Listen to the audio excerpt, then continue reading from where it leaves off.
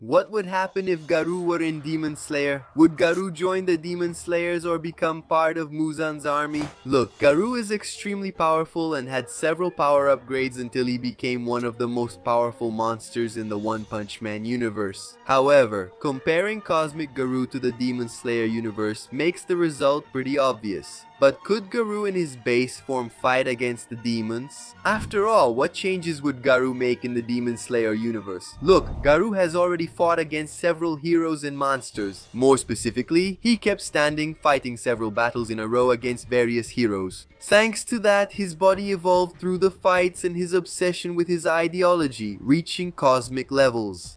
As much as the upper moons are extremely powerful and fast, Garou is as well. He even broke through his own limiter when he faced several Class A and B heroes together. In fact, right after that fight, he faced Janus and the Big Bang Brothers together, marking the beginning of his evolution. Even though the upper moons are extremely fast, being able to dodge Janus's lasers and still withstand his explosions easily shows that Garou is extremely resilient and fast. Just from these feats in the battle against Janus, an S-class hero, we can estimate that Garou's speed reaches Mach 15. It's hypersonic and could even be higher. But after all, how did Garou end up in Demon Slayer? Notice that in a fight against one of the most powerful monsters from the Monster Association, Garou was caught off guard by a beam of light that teleported him to another universe.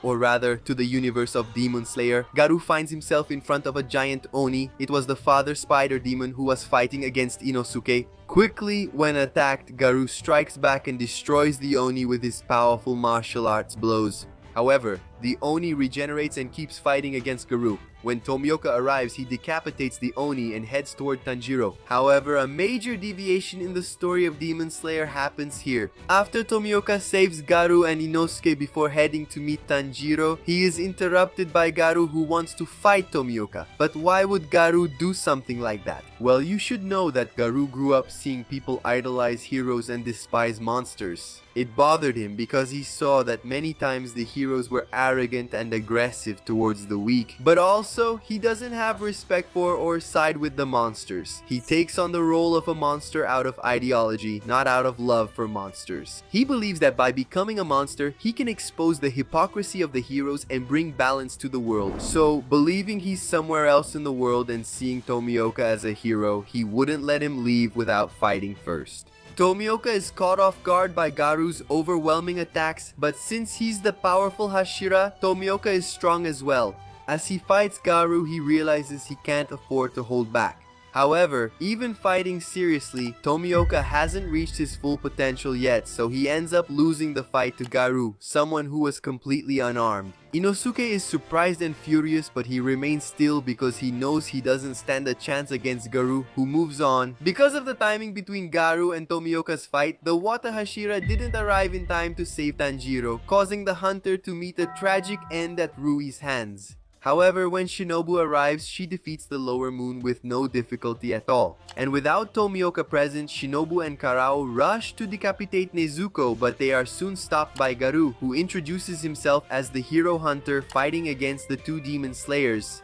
Even though Shinobu and Karao have different fighting styles which clash with each other on the battlefield, Garou is able to analyze their movements and adapt, even being able to replicate them in battle. However, Garou isn't completely unscathed after defeating Shinobu and Karao.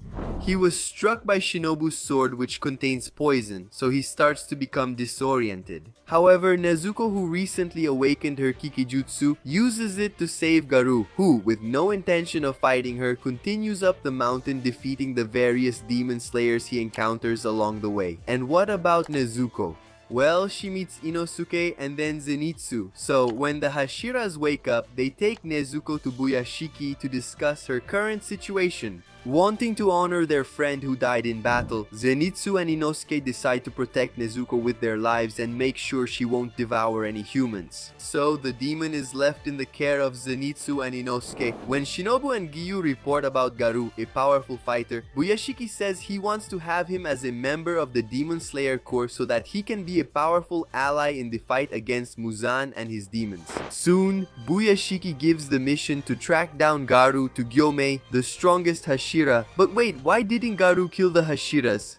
Notice that Garou has his own moral code. Even though he wants to be seen as a monster, Garou has a side that doesn't want to be a true killer because deep down he still believes he's fighting against an injustice. And he's not just spreading chaos, he wants to prove that the hero system is hypocritical, but he doesn't want to become an absolute villain. When Gyomei finally finds Garou, the hero hunter had already figured out how he could defeat the Onis, extracting information from the weaker hunters, even stealing their swords so that he could exterminate any Oni in his path. Even though Gyomei tries to convince Garou, a battle of ideals breaks out between the two. Gyomei is extremely fast, resilient, and brutally strong.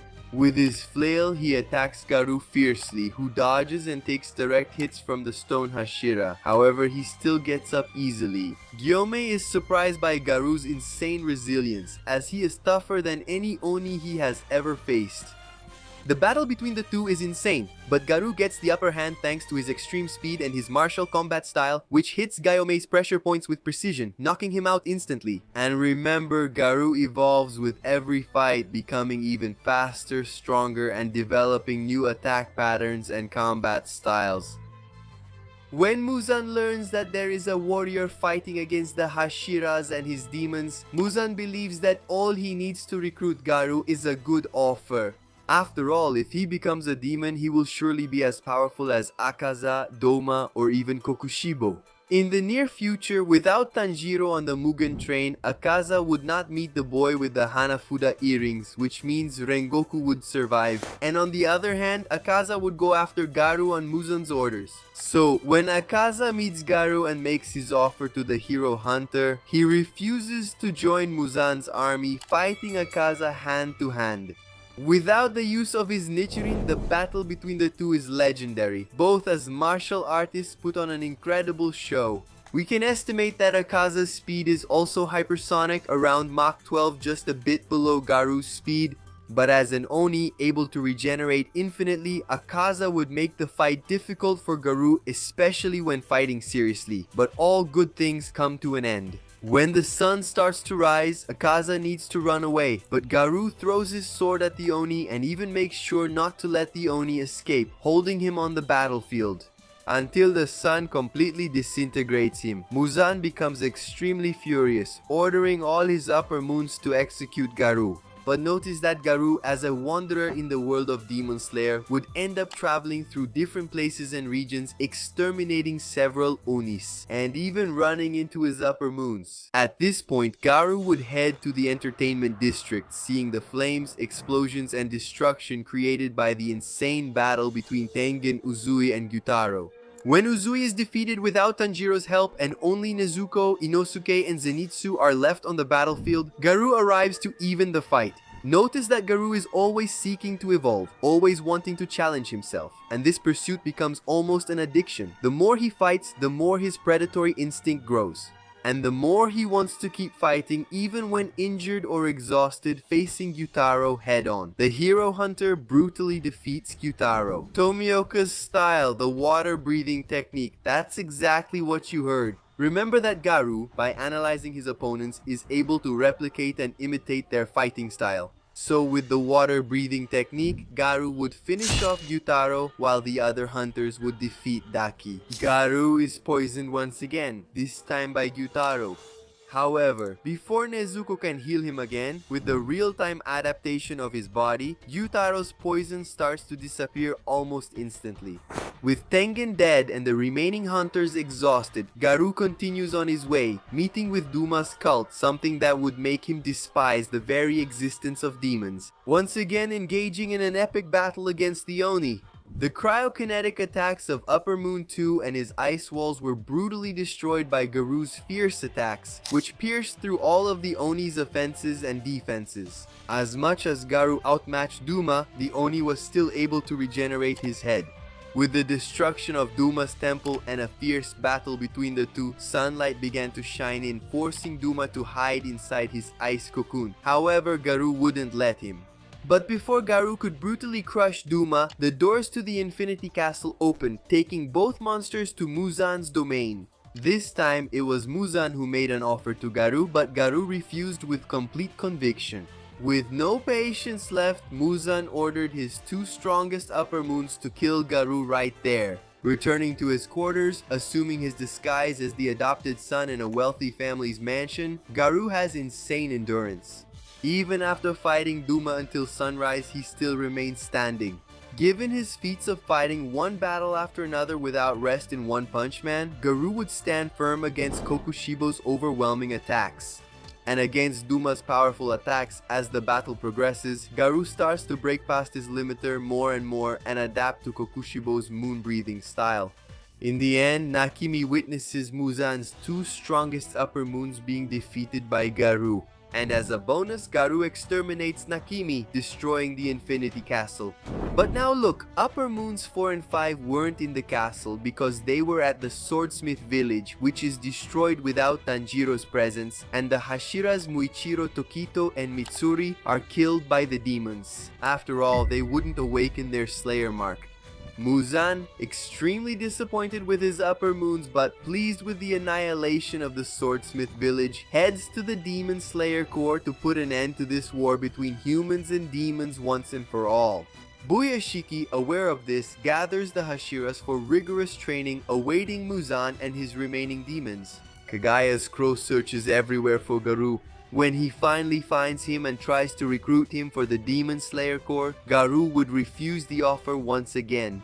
However, something that catches his attention is the possibility of becoming stronger by fighting Muzan, the King of Demons, the one who trapped him in the Infinity Castle. Garou definitely wouldn't miss this opportunity. However, will Garou's body evolve before the battle against Muzan, or will that not be necessary? Look, by heading to the Demon Slayer Corps and testing each Hashira in a fight against all of them, Garou becomes even stronger until Muzan and his remaining upper moons arrive. An epic battle takes place. Zenitsu exterminates Kaigaku in a direct fight. Meanwhile, the Hashiras deal with Rantengu and Rantengo.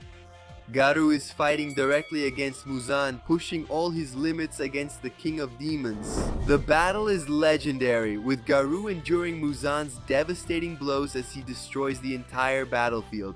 Obviously, Garou quickly adapts to Muzan's whips, dodging and getting close enough to crush each of Muzan's vital organs with his own hands. As the sun rises, Muzan transforms into a monstrous creature, which is completely obliterated by Garou, exposing the demon to the sunlight and exterminating him once and for all. With another obstacle overcome, when Saitama defeats the monster that sent Garou to another dimension, Garou returns to his starting point in his hunt for heroes. And this story ends here. Write in the comments which character should appear next in Kimetsu no Yaiba. While you wait, watch this video right here. I guarantee you won't regret it. And if you want to see more insane theories, take a look at this playlist right here. I guarantee your mind will be blown. I'll see you there, otaku.